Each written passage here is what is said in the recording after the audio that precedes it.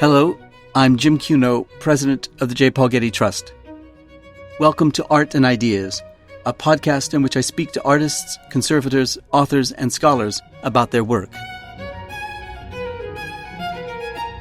At the end of Casablanca, Louis and Rick are walking off, and Rick, of course, played by Humphrey Bogart, says to Claude Rains, "Louis, I think this is the beginning of a beautiful friendship." And I think of that building as being the record of a beautiful friendship. The Salk Institute for Biological Studies grew out of a unique collaboration between two visionaries, a scientist, Jonas Salk, and an architect, Louis Kahn. In this episode, I speak with their sons, Jonathan Salk and Nathaniel Kahn, about their father's shared vision for what became one of the masterworks of modern architecture.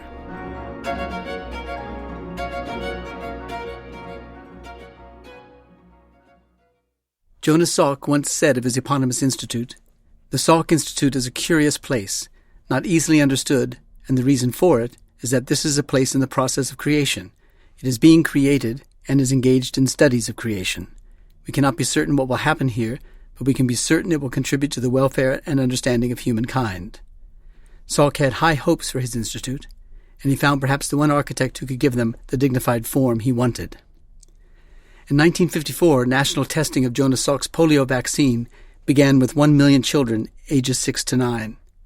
On April 12, 1955, the results were proclaimed to be safe and effective. In the 2 years before the vaccine was widely available, the average number of polio cases in the U.S. was more than 45,000. By 1962, that number had dropped to 910. Salk was hailed as a miracle worker. In 1960, the city of San Diego gave Salk 27 acres overlooking the Pacific Ocean on which to build a laboratory. That same year, he turned to the visionary architect Louis Kahn, with whom Salk shared an aesthetic sensibility. Kahn recalled Salk telling him that he wanted them to create a facility worthy of a visit by Picasso. To learn about the relationship between the two men, I met with their sons Jonathan Salk and Nathaniel Kahn in the Salk house not far from the Institute. Jonathan is an adult and child psychologist, and Nathaniel is a renowned filmmaker. His 2003 film, My Architect, told the story of his father's unconventional life and was nominated for an Academy Award.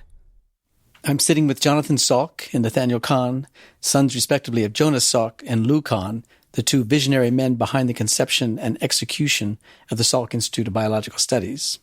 We're sitting in Jonas Salk's house, now owned by Jonathan and his wife Elizabeth, situated high above the cliffs of La Jolla.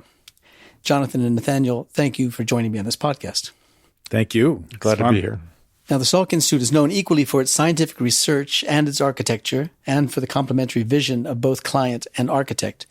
Theirs was, in every respect, a very special relationship. Kahn later said of it, "When you ask who has been my favorite client, one name comes sharply to mind, and that's Jonas Salk." Dr. Salk listened closely to my speculations and was serious about how I approached the building. He listened more carefully to me than I do myself. Jonathan and Nathaniel, give us a sense of your fathers and of their relationship. Oh, that's such an easy one, Jim. Yeah. Take your time. Take your time. I'll let you go first. Fine. My sense of my father spans a long period of time. But I think the clearest is sort of the combination of in retrospect and the experience of him. But he was really a warm human being. And when I think back, that's the quality that comes through in his relationship to human beings. And he also he had this ability to think on a grand scale and make it come to pass in reality. Was he already thinking about the Salk Institute when you were born? No. Do you remember him before the Salk Institute? Or? Yeah, I do remember. Yeah. The vaccine came out when I was 5. And then it was in the years following the vaccine that he kind of began to envisage having an institute of some different kind and some meeting of the minds. So that was when I was 9, 10, 11. Uh-huh. You were 5. Were you vaccinated? I was vaccinated. I think I got my first vaccination at the age of 3. Unbelievable. He was taking chances with you. It's so interesting. People often say, weren't you scared? Well, first of all, I was 3. But my father was so absolutely sure that it wasn't going to have any adverse effects that he really just wanted us immunized as early as possible. So there wasn't any sense of experimentation or anything like that. This was just, mother and dad taking care of us in a very painful way. Yes, I'm sure. Now, they meet in 1959. Nathaniel, Yes. when were you born? I was born in 1962, Uh-huh. so I was not alive when they met. Yeah. What about the stories at home about the project? Well, I certainly remember my father talking about Dr. Salk, and I did meet him when my father, I mean, it's interesting you talking about your father and having long memories with him. My memories were shorter because my father died when I was 11. Right. However, because I've made the film and because I've sort of had the great joy of meeting all of you, I feel like I keep finding things out about my father and through his buildings, the things he left behind. But certainly the Salk Institute was an absolute turning point in my father's career. There's no question that, he'd built the Richards Medical Towers, which were kind of... At Penn. University of Pennsylvania, which kind of put him on the map in a way. He had done the Yale Art Gallery in the early 50s and the Trenton Bathhouse, a very important building in the mid-50s. And he was also working on a church in Rochester in the late 50s. But the Salk Institute was really, in many ways, the great breakthrough in his professional career, in his life. The Richards Building and then Salk. But the interesting thing was that I think he met your father in Pittsburgh originally. And he'd given a lecture, and your father came up to him and said, I'm looking for an architect. How should I select an architect? What a wonderful question. Of course, my father was, I'm sure, immediately wanted to say, well, just choose me. but it was a serious question. Yeah. And they began to have these wonderful philosophical conversations.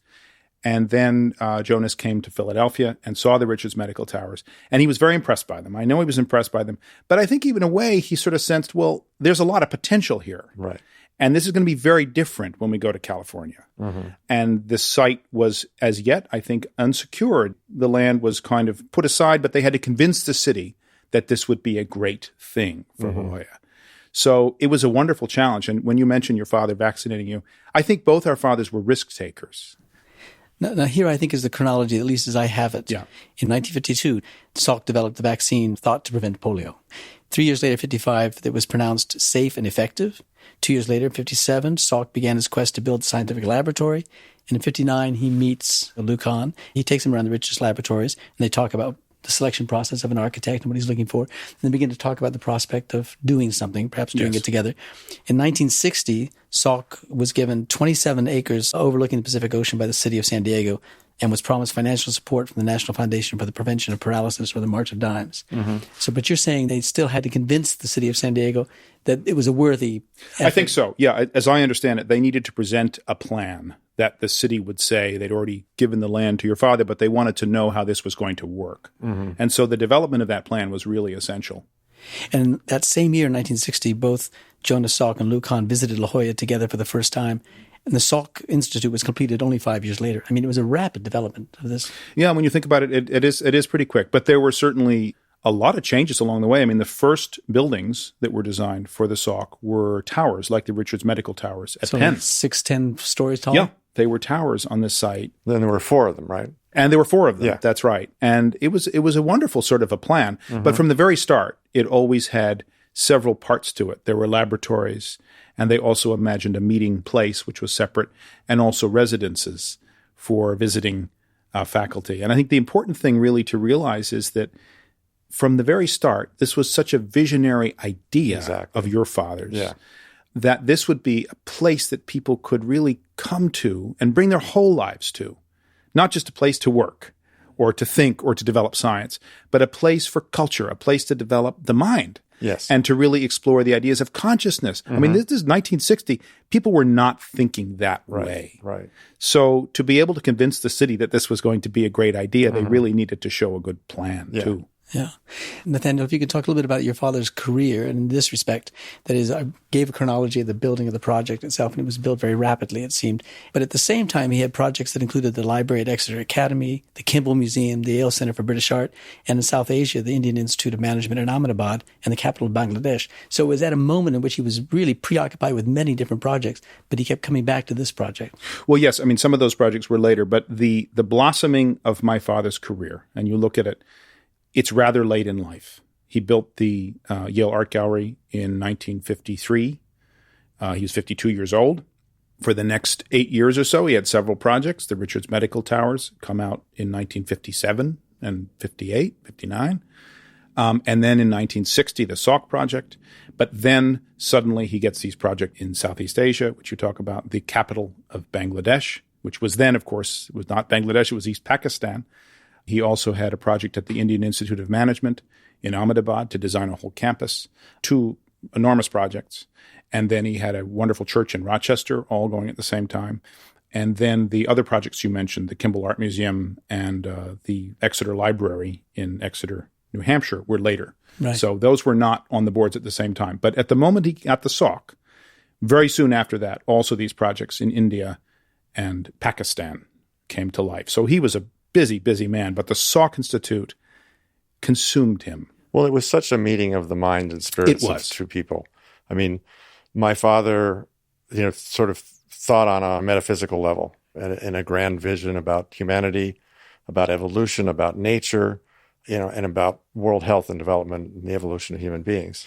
Tell us how the Salk vaccine changed his life and his working practice. It was an astounding and a major change in his life. It's a complex story, but he was up until then, assistant professor working in a laboratory developing what became the vaccine.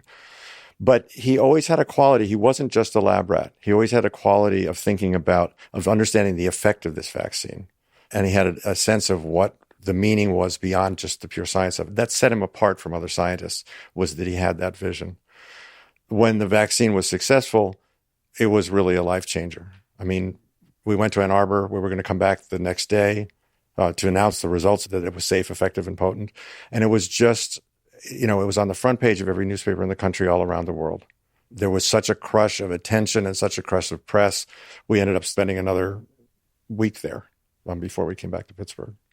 Well, he became world famous overnight. It's really interesting. The story is that he became world famous overnight, and in fact, he did.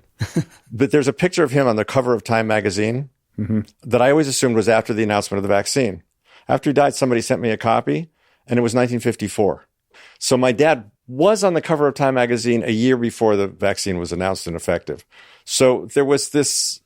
and it's one of the things that brought him under criticism from other scientists, is that he sort of stepped out of the laboratory and talked and directly addressed the public. But it was part of the genius of the March of Dimes to use him in that way. Yeah. So how did the connection to San Diego come about? That's a great story. Just to fill in, Jim, so in the years after the vaccine, he never made it back into the laboratory. He was only 40 years old. And someone said, Jonas, you're in a position to do that which makes your heart leap. And so I think that really gave him permission to dream on a big scale. There was an evolution to the concept of the Institute, but he was primarily focused on having a different kind of institution where people from arts and sciences get together, where there weren't the normal burdens of academia, where there wasn't the rigidity. So there was a flexibility not only to the architectural design of the Institute, there was a flexibility built in to the administrative design of the Institute. And he couldn't have had that flexibility at University of Pittsburgh, right. University of Michigan. He initially thought that he would do it at University of Pittsburgh. There was an initial response, but he really ran into a rigid academic kind of system and couldn't do it. So then he began looking elsewhere. And actually, the plan was pretty much to do it in Palo Alto, associated with Stanford University. Someone told him about this potential of this land in La Jolla, and he came out to see it literally to say no. He just thought, okay, I'll see it, and I'll say no. Was he invited out by the university? He was invited out by someone associated with the city. So the UCSD was just starting at the same time. It wasn't very influential. It wasn't very big. And he came out, and he stood on that site, and he just went, this is it. Right. Yeah. It's another quality that my father had, is he just had a tremendous sense of intuition that he trusted and could combine it with reason and able to get things done. Yeah. That's such a marvelous, when you think about the site and how the site spoke to your father, and certainly how the site spoke to my father, right. In the sense, and I hadn't sort of put this together before, but my father was an urban architect. He was Philadelphia. He built urban buildings. But his great love, really, if you kind of look at dead in the eye, was for the ancient ruins. Right. So his journeys throughout the ancient world, and he went first in 1928, and then again he returned in 1950, 51, and they're marvelous sketches from 1951 that are just filled with color and light and of the Acropolis. I mean, his trips through Greece and through all of Italy and through Egypt are filled with this sense that these ancient ruins have something we need in the modern world. There's some mystery here. There's some power here that we need. We need this juice. Right. But how do you take those ancient places and make them relevant for today? And so this is rattling around in his head since 1950. And the moment he saw this site, suddenly it's like, no, this is the site for a temple. I can build a temple, a modern temple. Yeah. And from the start, you see these sketches when he first arrived. In one of his very first trips, there are about 20-odd sketches of the land, just of the land. And I think only one of them has a figure in it. But the figure is the heroic figure that might as well have stepped out of ancient Greece or stepped out of the sands of Egypt. It is the human and the universe from the very start. Right. So this site allowed him for the first time to say, okay, I can take all those feelings I have about these ancient ruins and create something physical out of it. So in answer to your question, why did this thing obsess him? It was the site, the project, and the man who was your father. Yeah. And they're the way they together sort of conceived of this place. It makes me emotional now because I feel that we so need this in our world today. Absolutely. This combination of arts and sciences, this sense that these are not different disciplines.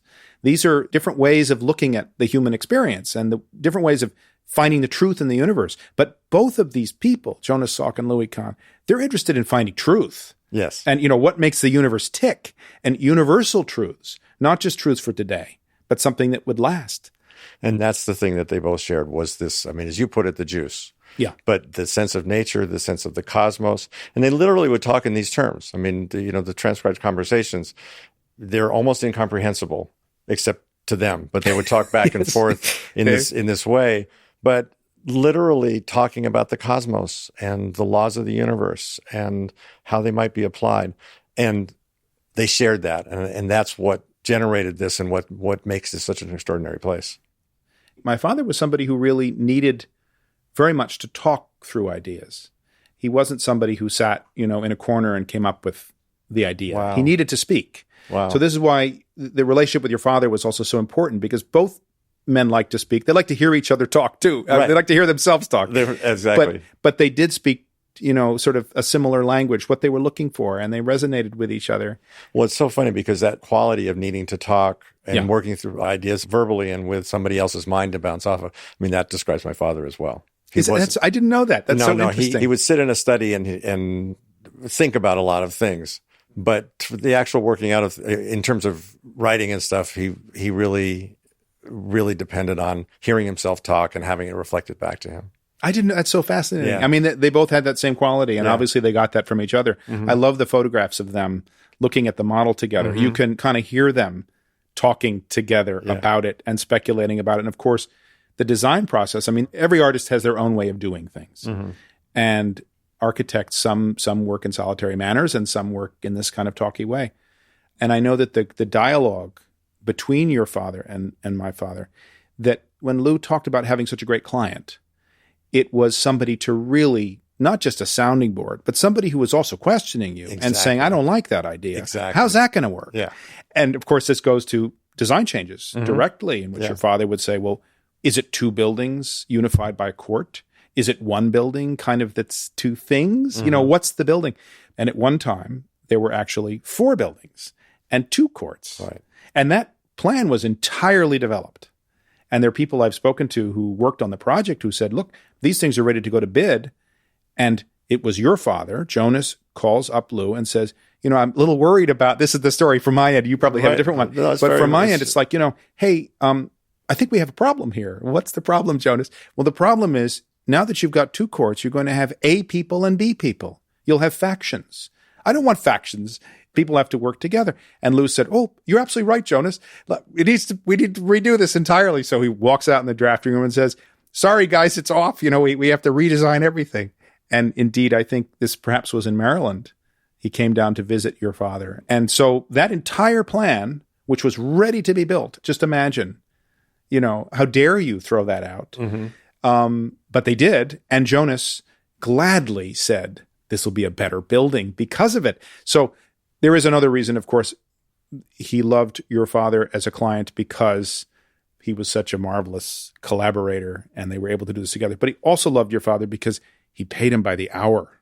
Okay, so I never knew that. As I heard it, as I've been told, Jonas understood that an artist has to be supported to find the truth of something. Mm-hmm. And if they're worried only about like, this is the, here's the cost, you're capped out here. Right. You're not going to get that necessarily. I never knew that. Not for, all the best intentions from the artist too, but at some point you hit the wall. Yeah. But Dr. Salk understood, no, an artist needs to be continued to be supported. So apparently anyway, that's what I've heard. And of course the Salk Institute in this project carried my father's office for many years. For those years in which he was how working. quickly did they become such good friends? In other words, they shared a similar past in the sense they both were children of Jewish immigrants to this country. Was that meaningful to them? Did they grow up in similar situations? They were both from immigrant families, both Jewish families. In that sense, they shared the background, and they were both creative people. And they were both small, not particularly tall. That's right. They had something to prove, both of them. I think there's no question that you find that. That is a quality. Yeah. They're both scrappers, fighters. And so Lou was on the East Coast. Yeah. Jonas was on the West Coast. How did they communicate with each other to develop this kind of trusting relationship so quickly? Really, until 1963, when they broke ground, we lived in Pittsburgh. Must have been here a lot, though. Yes, but he was here a lot. Yeah. And I don't know, the only window I have into what they worked together and how they communicated about it was that weekend to our house in Maryland. And Lou came out with an assistant. What I remember, I was 11 years old. And so I remember the models and I remember them going through things. And I have a sense it was sort of beyond me, whatever they were talking about. But Lou was like an elf. He was just magical. Of course, he had the scars on his face, so I was a little bit like, what's this? And I don't think he paid any attention to me at all. But it was just great being around him. He had this glow. And so that's my big sense of them working together. The impression I have is that they became instantaneous friends. I think that's true. I do. They had one conversation and they realized that they had found each other, and then it developed around the project. But there was just an immediate sense of kindred spirits. Well, of course, there was that very specific question also, in addition to saying, how do I choose an architect, which your father asked my father. Right. There was also the idea that your father expressed to Lou, which was, I want to build a laboratory to which I can invite Picasso. That was, he had him manna from heaven, right, Yeah. for my father. Yeah. Your father, Louis Kahn, also said, I came up with the idea that what he, Jonas, wanted was a place of the measurable, which is a laboratory, and a place of the unmeasurable, which would be the meeting room. So that gets to the plan and the development plan. Talk about the earliest concept of the plan for the Institute. Well, it was a whole body experience. It was about a complete life. And it was about optimizing people's ability to think and act creatively. And I didn't know until, in only the last 10 or 15 years that Lou had this concept of the measurable and the immeasurable. But my father really understood people need space, they need to be free of constraints, and they need a place to expand. So his idea of having a meeting center, and I want to hear what Nathaniel has to say about it, but that was an essential part of the concept. Having the residences and having the meeting center would make this a complete institution. And they were walkable between one and the others. Give our listeners a sense of the scale of the plan. It sort of surrounds the beginning of a canyon. The meeting house is on the north side of the canyon and is no more than a quarter of a mile or so from the laboratory buildings. And the residences would be on the south side, immediately accessible so that, people could really immerse themselves in the creative work. That, there was all about how can we optimize people's creative potential. And to just suggest to the listeners this site, it's in La Jolla, it's on a bluff, looking at the Pacific. So this canyon aims right at the vastness of the Pacific Ocean, and it's several hundred feet above the Pacific. So you're looking at eternity. Right. And the landscape dominates. And the landscape dictated where these places would go. We see this so rarely in planning today. You plunk something down and you put some trees around it and, that's your site. But these buildings and these ideas, the idea of a laboratory that's at the apex of this canyon And then to the right on a bluff, truly closer to the sea, really overlooking the sea, is a meeting house. And the meeting house was a place for the humanities and to move away from the laboratories to discuss ideas about consciousness and about where are we going as a species and what really matters and what will the world look like in 1,000 years, and then to the south, sort of nestled more in the landscape, in the site, was a string of these residences, which are so sensitively sited that people, young people especially, who would be visiting for a while, working in the laboratories or in the meeting house, the idea was to bring great philosophers and such, that they could live there in the landscape and have their own little home that would overlook not only the Pacific, but also the canyon. I mean, this is a dream life. Yeah. But it's also a dream for a human being that if you're a thinker, whether you're a scientist or a humanist or a philosopher, that you need space and light and time and ways to connect, and that architecture can do that for you. And that architecture that responds so beautifully to a place is only adding to it somehow. And you look at the Greek temples, the hill was really nice before the temple was there, but it's better with the temple. Right. It adds. No, that's really true about this building. Somehow it allows you to when you step into the part that was built, you step into this incredible court with the sky above you, the eternity of the ocean in front of you, and the rill of water which goes down through the middle of the court and feels like it's emptying into the ocean. And you feel, I'm a human being. Not so bad. I mean, I have possibilities, right? Yes. I can do something. I might come up with an idea today. Yeah. And that sense that architecture in concert with the landscape, it's not so arrogant as just saying architecture does this. Right. No, it's architecture and the place, and the architecture somehow growing out of the place. That's what they were able to achieve. And, that's exactly right, Nathaniel. And in this kind of union of the human, the land, the sea, and the air, and nature. I mean, the other thing, when I think about it, my father really had this thing about nature. So we always had a place that was by water. I didn't know that. But all of his philosophy, all of his scientific thinking was based on the laws of nature. And so, I mean, he often wrote it with a capital N. But, after he died, I was kind of, thinking about his life, and I thought, how did that happen? Because here's basically a city boy who was born in the Bronx and, grew up on Long Island. And, a Jewish guy from Russian mid Europa kind of existence, and had this incredible sense of nature and wanted to take the laws of nature and apply them to human beings. So there's this real unity between human life and the natural world. And I think when I think about it, Lou had a similar background. Oh, yeah. And he had the same kind of sense of the cosmos. It's wonderful to hear you say that. I mean, I don't think my father, certainly when I knew him, he never owned a pair of sneakers. So this is not a guy who was tramping around in the woods. Yeah, nor was my dad. Right. I mean, he wasn't a bird watcher. Let's put it that way. Right. But had a bird landed, he sure as hell would have been interested. No, but you told me when Louis Kahn came to the site, he had been visiting with the prospect of a consulate building project in Angola. True. And that was a sun-drenched landscape. Yes. And he comes here, and all of a sudden, a sun-drenched landscape, far different than Philadelphia. Yes, and I think that's a fascinating thing, too, because there is, in the Jewish psyche, there is this sense of having come from a sunny land, a desert landscape. And I think when my father first saw Angola, this was 1960, there was a consulate that he was commissioned to build. It was never built. But he journeyed for the first time to the tropics. And my mother is working on a book, and there are letters in that book that record that trip, as well as his first trip here to see La Jolla. And the impressions that he had of the glare and the sun, the intensity of the sun in Africa, immediately made him sort of think about, well, how can my architecture respond to this? How can I respond to the sun, but also control the sun because it's so intense? And Lou was not a guy to say, well, let's add some curtains.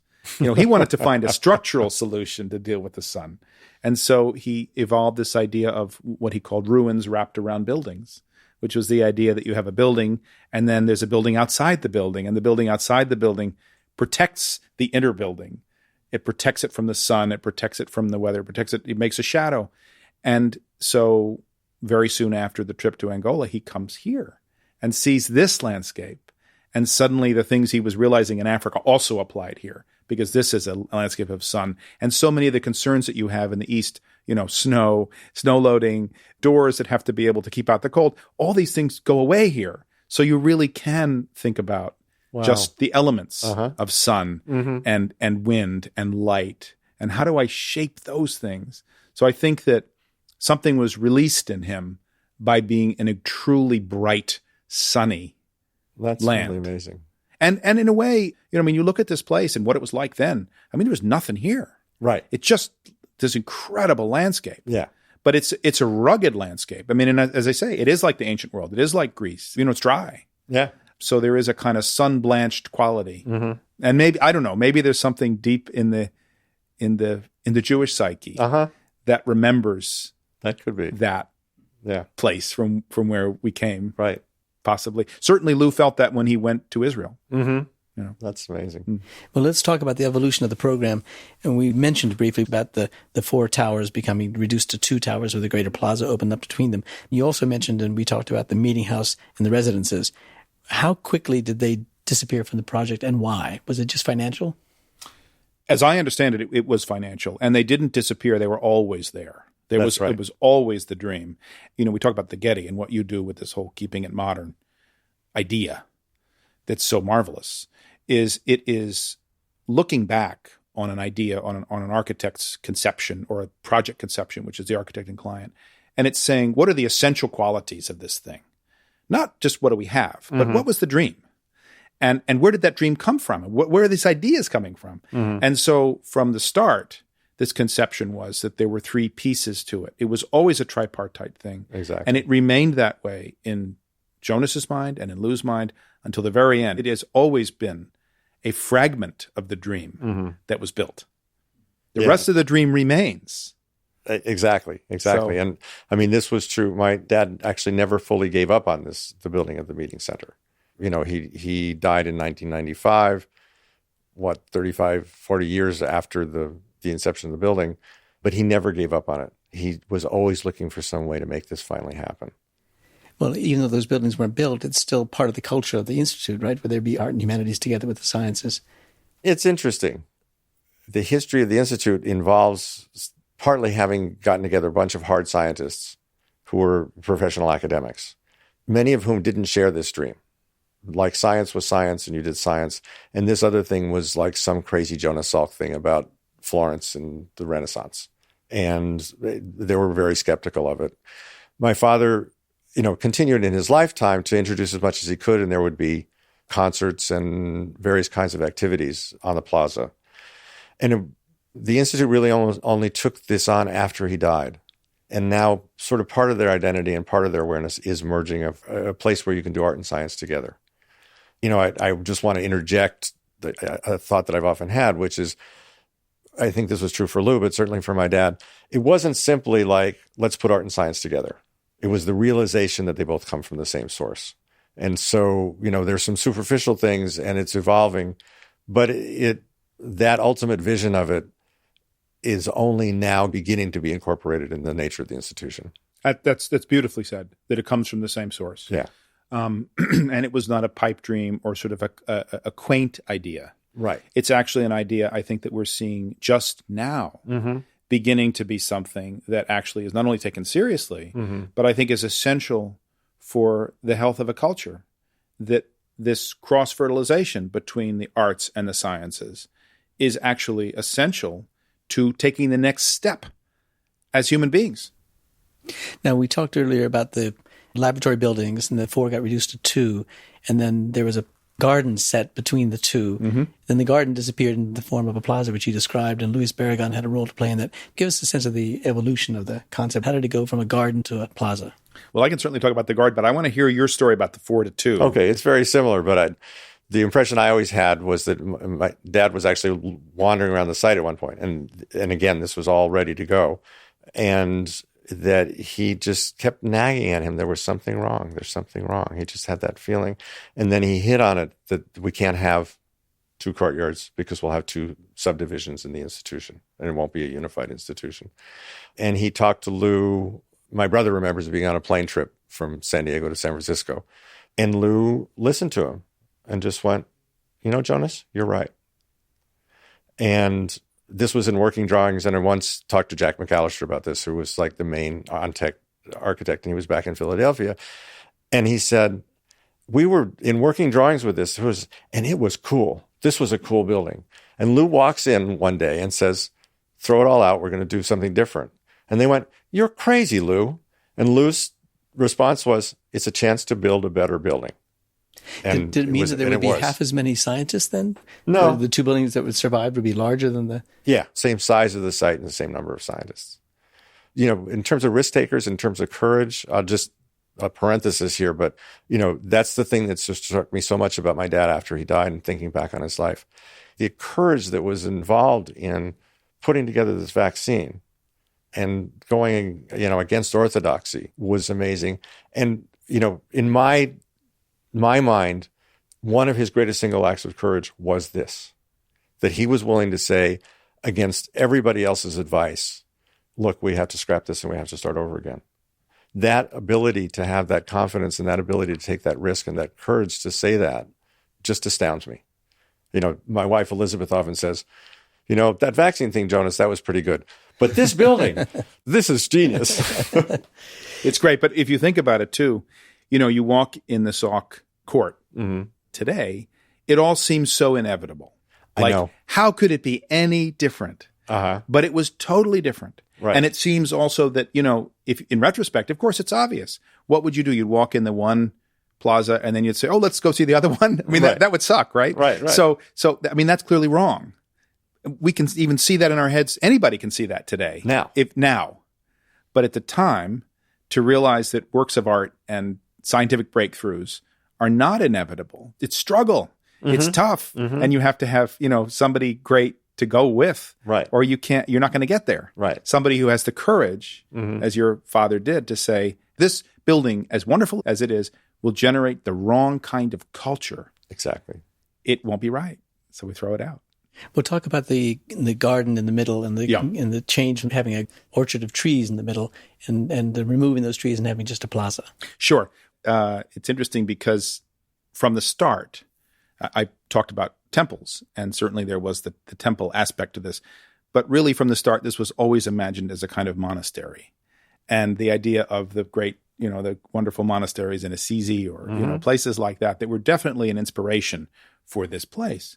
And I'll interject. I mean, that weekend that Lou was at the house, I really have this memory of my dad opening a book and showing me the floor plan of Assisi.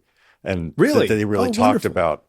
I didn't know that. That this is where people could walk down these colonnades and be contemplative. And it was very intentional. It was very much, I think, on both their parts, but certainly on my dad's part, to do that. That's a wonderful memory that they specifically talked about that in Assisi. Yeah. And so from the start, of course, you have a monastery garden. That's sort of a given, right? You have the garden. So it was always thought that this would be a monastic garden in the middle. However, when the two wings were up and there was dirt in the middle of it, the travertine, as I understand it, had already been chosen. Now, originally, there had been some thought that perhaps some beautiful Mexican stone, that Lou loved the color of it and the qualities, that could be great, but that was too expensive. So they actually found that they could get travertine from Tivoli, actual Italian travertine, for a better price. So, it came over to Long Beach and was ready to go. But the question was, when we put this travertine in, what are we going to do in the middle of this? How do we make the garden? What should it be like? And the thought would be perhaps there would be trees there. It should be green. And there are models that show that with trees in the middle. Somewhere in there, Louis Barragan was brought up to see the site. I don't think it was necessarily to be a consultant or something like this, but to see the site. The story I heard is that they did bring Barragan up to say, what do you think? What should we do? What should this be? What should this be? Maybe the story from Lou's angle was never, I never asked somebody else. I brought him by to see what he thought. But no doubt. The three of them met on the site. They did meet on the site. That's right. And I think Carlos Wallenrath was there because he was the interpreter speaking Spanish with Barragan and interpreting for Kahn. So apparently Barragan walked into this place in the middle and a gull flew over that moment. And Barragan said, but it's a plaza, Right. he says. Right. I think everybody went, oh. Oh. And He's right. he's right. And then there was another comment there, which is you get a facade to the sky. To the sky, You yeah. get another Oh. facade. because That's the plaza goes right to the water to the sky. That's right. And Lou's comment when he recalled that moment, he said, it was such a beautiful idea and it killed me because it was so beautiful. And then, of course, Lou adds to that, which is such a great comment. He said, of course, then I get all those blue mosaics for free, Yeah. which is the blue mosaics of the sea. So suddenly when you think about it as a plaza, your mind totally changes and the sea becomes now beautiful mosaic, not just the ocean. It becomes Wow. the continuation of that floor. So at that point, it was clear you couldn't have a single tree in that site.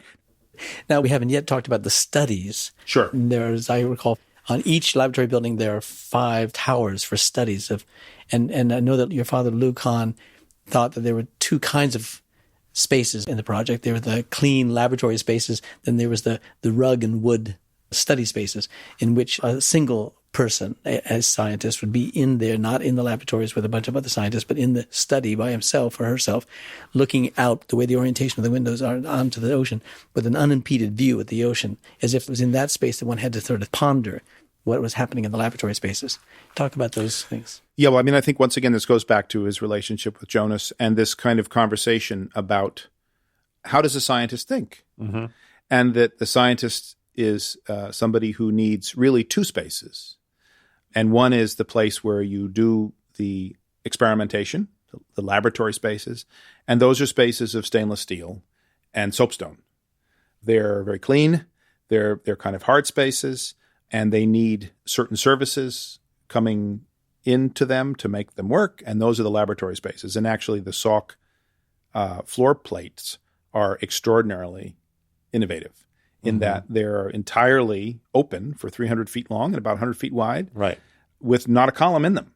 So they're very sophisticated Vierendeel trusses that were enabled by my father's, the structural engineer that he worked with, August Commandant, who figured this out.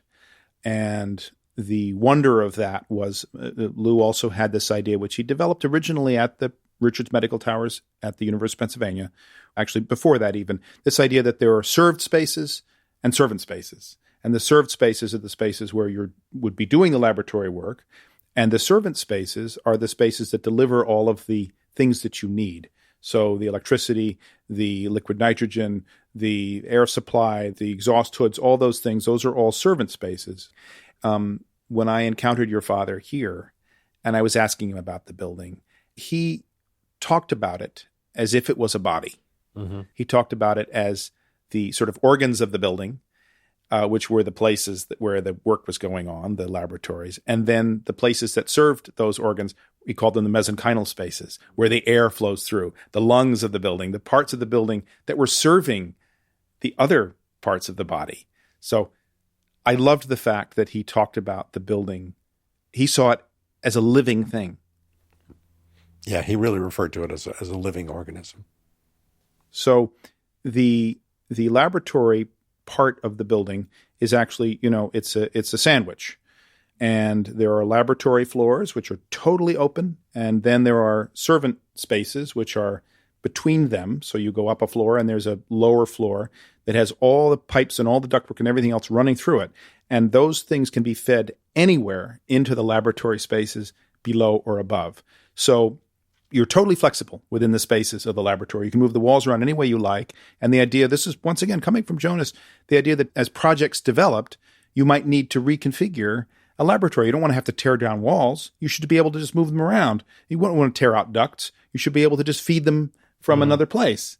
So this idea of an enormously flexible workspace, unimpeded, 300 feet by 100 feet, was quite new at the time. Absolutely. And it's still cutting edge and still works all these years later, which is quite remarkable. It's amazing. It's an amazing thing. The scientists will talk about it. Absolutely. Yeah. And so that kind of clean laboratory space was a piece of it. But also this structure that had a laboratory space and then a servant floor, this kind of led to the question is what happens outside of that? when you kind of leave that space. And the idea was, well, a scientist also needs to be able to think and to step away and to have a place that is not the hardscape of stainless steel and soapstone, but what Lou called the oak and rug world, which is the world of a study where you think about things. So that was expressed in these study towers, which flank the wonderful court that is in the middle. Yeah, and that sense of needing the retreat and being away from the lab was something that was very much part of my dad's experience in his life. I mean, he always needed some contemplative space where he could be and do this. And so he was quite conscious of there being this division and this need. If you want to have a different kind of institution, you really need to have this different architecture that supplies people, that nourishes them, that does that. And there is a very specific, I mean, just physically, if you're on the second floor, you step out of the laboratory, there's a breezeway, and you walk and the wind is coming from the ocean, and you leave that world and you step across sort of this divide, and then you're in the study. It's not as if you can just open a door and be in the study. You have to leave that world behind. Step outside, right? That's the wonder of California. Outside, right? Walk across this kind of breezy area, and then you go into your study. So, but it's interesting. You talk about these scientists who sort of perhaps poo-pooed the idea of, a scientist needs to study. We don't need to have this, humanities stuff going on. Right. But then you look at what the scientists have done with their studies, and the senior scientists who have the studies. Right. You see them using them for painting studios. Some of them have pianos in them. Some of them, of course, are just doing their scientific work. But many of them have found that their creativity is unlocked. I mean, Roger Gilliman, for instance, I remember going to his wonderful studio, and he's a terrific painter. Francis Crick had one of them. These are people who, really use these spaces to, as you say, they're able to go to the window and have their unimpeded view of the Pacific and eternity. And then when they're ready, they can go back to the laboratory. But think about what we talked about, the materials, that this changing material palette is super important. In the buildings, you mean? In the buildings. And, so the concrete to the teak. The concrete to the teak. Metal. And yes, and you think about the fact that, look, the Institute is really made out of concrete. It's concrete. That's a tough material. I mean, it's parking garage material, right? But in the hands of Lou and in the hands of people who worked with him, and architecture is a collaborative medium like filmmaking, you don't do it all yourself. And he had incredible people working with him, but concrete is so filled with life and light, and it's sandy colored. And I remember he had a microscope in his office, which he used to look at sand because the color of the sand for Salk was so terribly important. Oh, wow. But concrete alone wasn't enough. That's why we have these wonderful teak. They're not just inserts, it's the windows and everything else. But to soften it is wood. And so even from the outside of the building, it somehow telegraphs, as the wonderful director of the archives at the University of Pennsylvania, where all my father's stuff is, Bill Whitaker. I was just talking to him about this. And I said, what really does this wood, beyond the fact that you have to have window frames and such, what is it really doing? And he said, well, when you walk in there, you look up there, the wood tells you that someone's home. What a beautiful phrase. And it's absolutely true. Lou would have liked that, that absolutely. Someone's home. So it does tell you that these studies are almost like your home away from home. I want to just jump in about the concrete because there's a whole story about that I'm sure you know. But originally, there were original pours of the concrete that really looked ghastly. Yeah, very They true. were gray. I mean, so there are two aspects to it. One was the composition of the concrete itself. And I think it's gone forever, but there were a series of pours on the south side of the building where you could see the evolution and all the different experiments they did. And I think you can still see it down below grade. Okay. You can still see some of it, yeah. That just tickled my father. I mean, there are two things about it. I mean, the idea of experimentation, producing and redoing drafts and producing this, and he took such pride in that. Your father did? Yeah. And about the quality of the concrete and Yes. that it's had this rosy hue. And the first time I went to the site, I remember him showing us the pours and, just talking about this. I think Louis Kahn called it molten stone. Yes, one of his terms for concrete was molten stone. And then the additional thing is that the original pours were with plywood forms, but you got the imprint of the plywood on the concrete. And they just went, we can't have this. And they developed something which I think was new at the time, which was coating the plywood forms in plastic so that you get this incredibly smooth texture. A urethane coating, on plywood forms. No, it's true. And he worked with Fred and Gus Langford, two brothers, Swedish, I think, originally from Philadelphia, who have gone on to make incredible water parks out of concrete. They're the concrete geniuses behind so much of Lou's work. But the Langfords figured out the formwork at Salk it's very complex because Lou wanted that very smooth surface.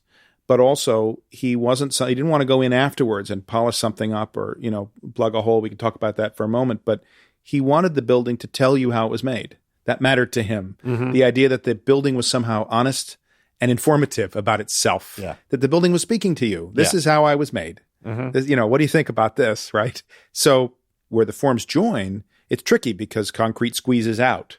How do you deal with the kind of roughness of that? Right. Which leaves an edge, Mark. It leaves an edge, right. So the Langfords figured out an amazing way. Fred figured out an amazing way to bevel the formwork so that when you peeled it away, it made a wonderful sharp knife edge, which you see it's a kind of a triangular raised thing. And I always wonder, one of the things I love when you go to the Salk, when the sun is raking across that surface, you see these incredible highlights and shadows.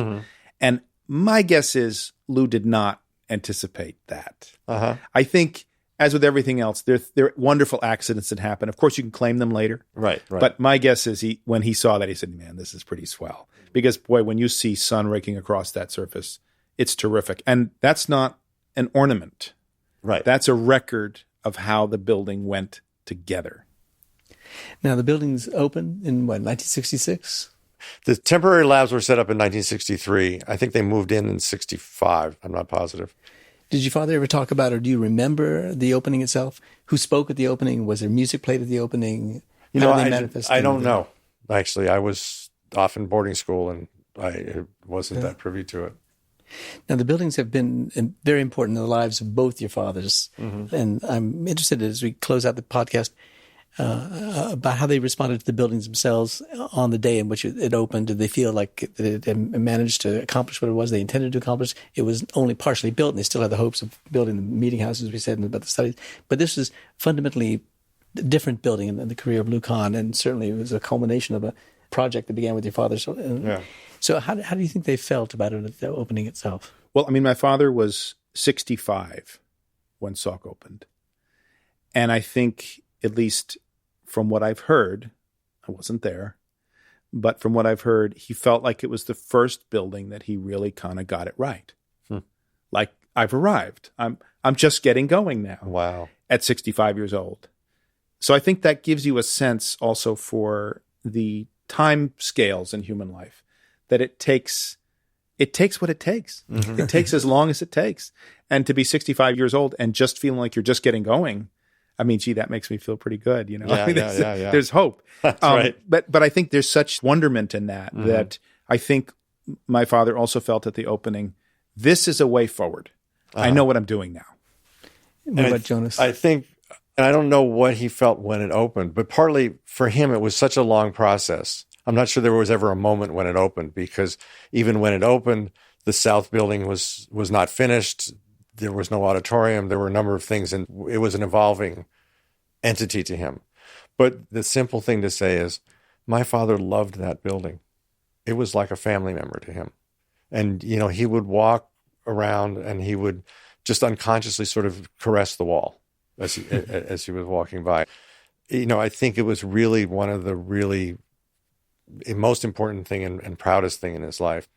He loved to show people. He loved to talk about it. He loved the process of what had happened.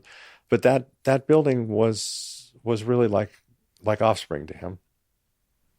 At the end of Casablanca, Louis and Rick are walking off, and Rick, of course, played by Humphrey Bogart, says to Claude Rains, Louis, I think this is the beginning of a beautiful friendship.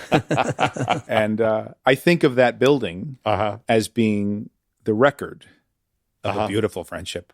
Wow. Now, a few years later, your father, Louis Kahn, famously said in a lecture, he said, the great desire to express was sensed by Salk, the scientist. The scientist, snugly isolated from all other mentalities, needed more than anything the presence of the unmeasurable, which is the realm of the artist. It is the language of God. Yeah, well, it's a heady comment, but I think the scientist also deals with the unmeasurable and the measurable. Yeah. I mean, I think there's a duality there that Lou is making. Of course, as the artist, he sort of puts the artist above the scientist, a little bit. But it's true that I think both our fathers felt that where ideas come from, and this is something that the Salk is, of course, intimately engaged with today, the nature of consciousness. Where does it come from? Right. What's an idea? What's a thought? Right. Francis Crick, at the end of his life, this is what he was thinking about. Right. What is consciousness? What is an idea? Where do these things come from? So Lou thought that they came from a place that he called the immeasurable. I mean, it's sort of an interesting and rather simple idea that they come from somewhere where things are not, they're just kind of potentialities. And then through working on something, you make it real, you make it measurable. But it has to sort of start with the immeasurable. And ultimately, you hope if it's a good enough measurable thing, it becomes immeasurable again. Right. And you think about the vaccine, the measurable is making it work. Right. The immeasurable is the crazy idea, To pursue it in the first place. To pursue it in the first place. Right. The measurable is how, and then once it's done. And then the immeasurable is the life that it gave to all those people. Exactly. So it's been fantastic talking with you two about your fathers and their vision for this project and the project's culmination in what we now know as this magical building called the Salk Institute of Biological Studies. So thank you so much for your time on the podcast. Thank you. Thank you. It's been great.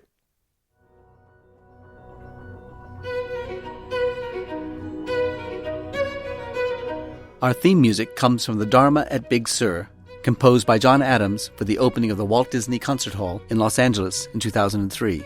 It is licensed with permission from Hendon Music. Look for new episodes of Art and Ideas every other Wednesday. Subscribe on Apple Podcasts or Google Play Music. For photos, transcripts, and other resources, visit getty.edu/podcasts. Thanks for listening.